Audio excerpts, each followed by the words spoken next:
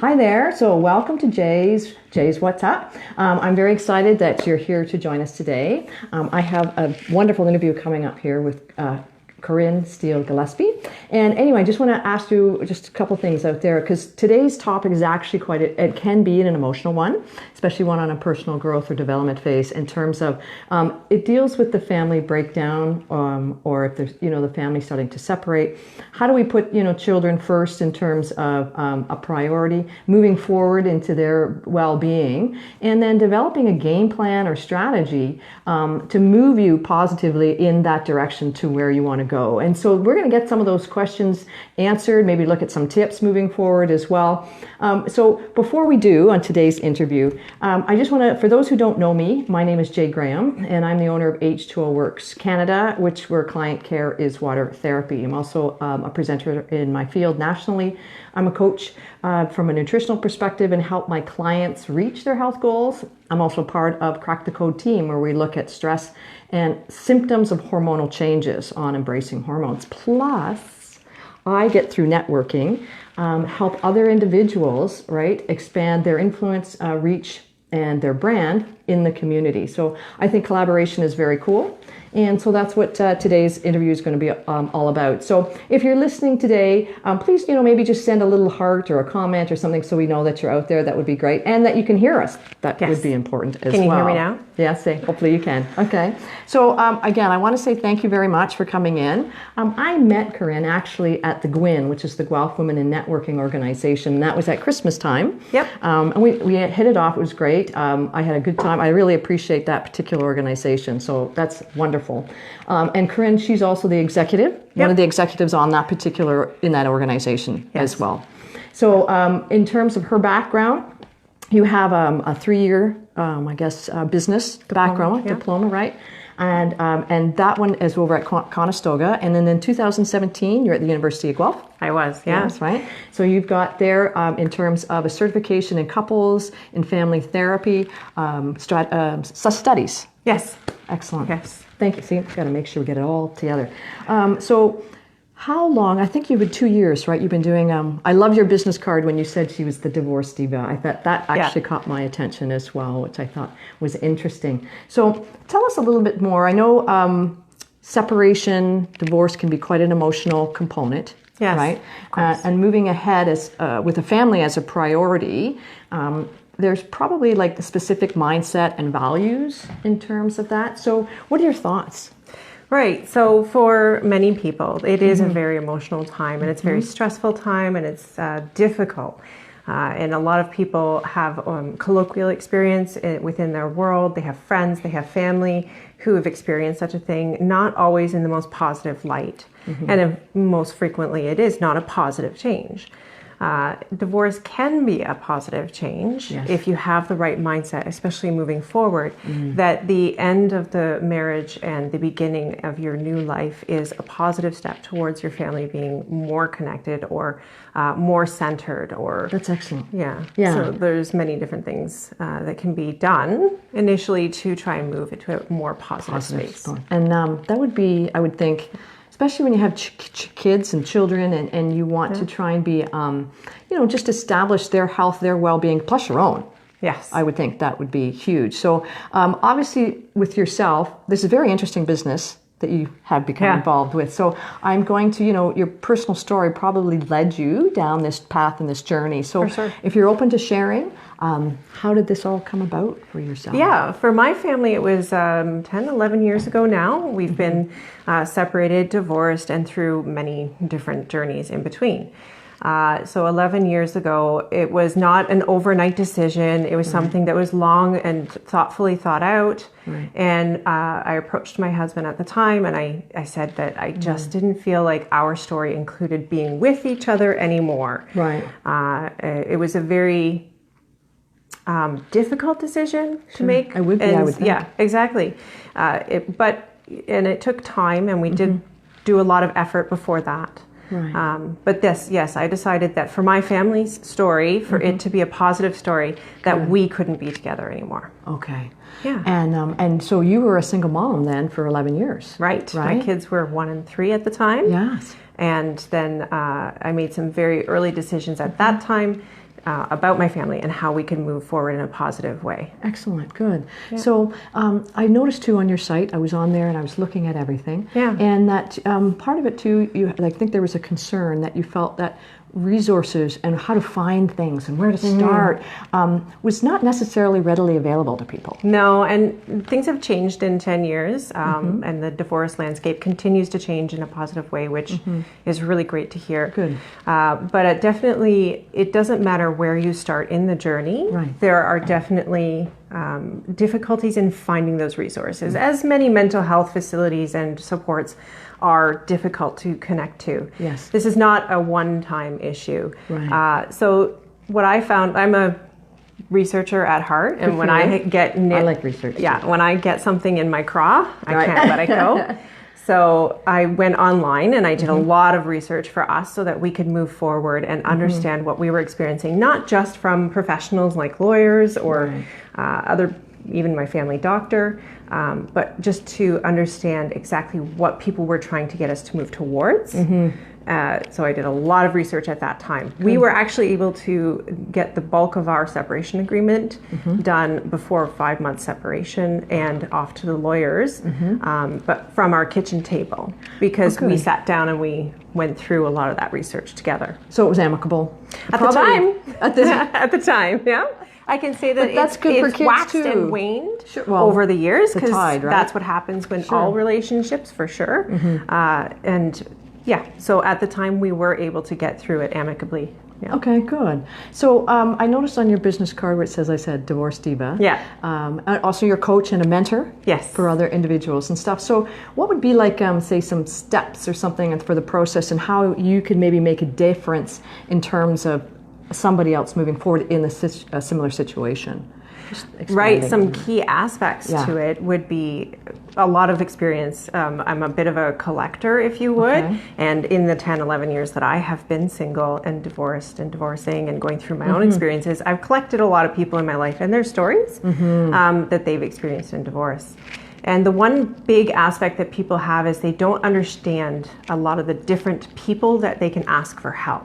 And so some of it can be, sure, there's certainly lawyers, but they are not necessarily the first place you should go. That can sometimes dictate the process in which you follow after, and it's not necessarily going to be amicable, because frequently they can be combative or argumentative, which is what their training has been. They've been, There are other professionals that are not, and they can be collaborative, and so there's many more collaborative people who've been entering the landscape in the last 10 years, and so those people can work. It depends on everybody's dynamics in their family, on who they're going to want to call in.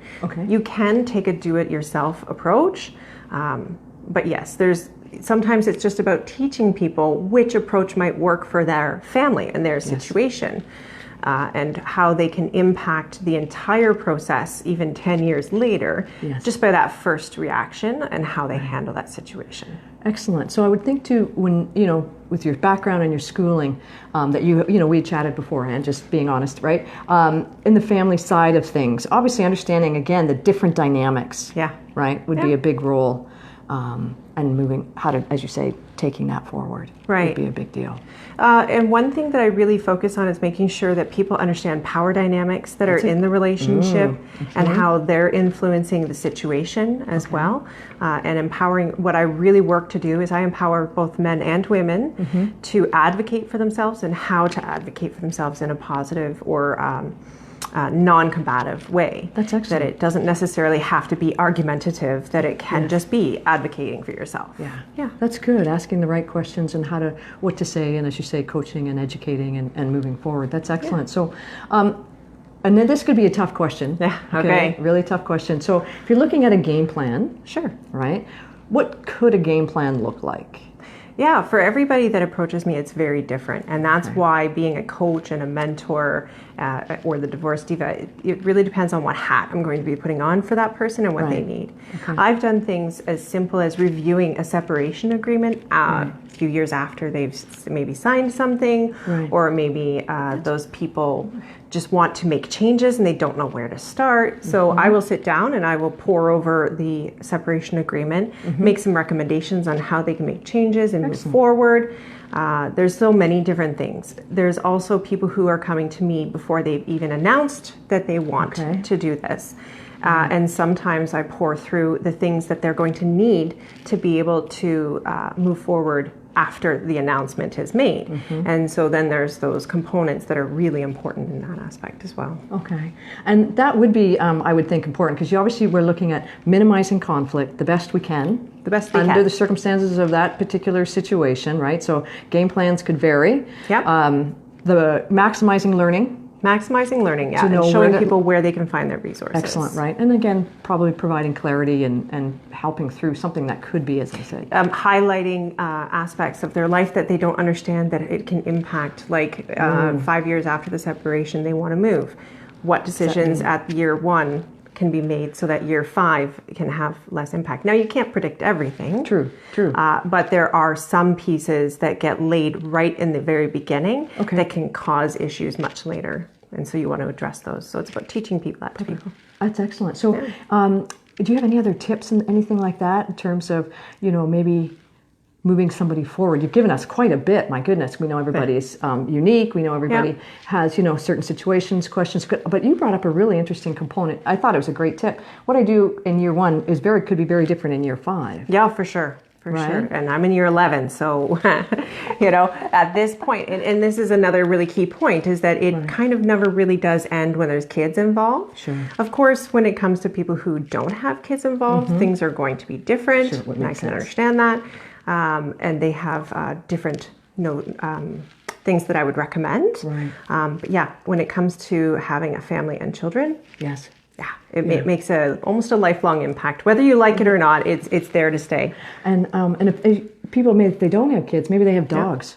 Yes, right? Yeah. Isn't that true? How do we separate, the puppy dog into the different families? So that's rather interesting as well. So in terms of, I'm just going to do here, if somebody's already started the process in the marriage, in this particular process of the marriage breaking down, I think you've answered it, but I want you to maybe clarify that. Sure. They can still come to you. Oh, for sure. There's some people who end up on one path and they are just so dissatisfied with the way that it's going, and they don't know how to change that path. Yeah. And so sometimes it's about educating and empowering people that at any time you can change trajectory. Right. You can be 5 years in and nothing but combative, and I promise you that, no, I shouldn't make promises, but I can absolutely tell you there are definitely ways that you can change the trajectory of all courses and all relationships at any time.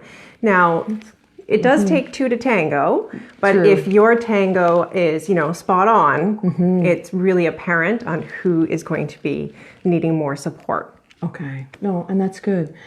Is there any other tips or anything else you'd like to add into what we've been discussing? I think it's a very interesting topic, and I'm sure a lot of people could use that particular guidance.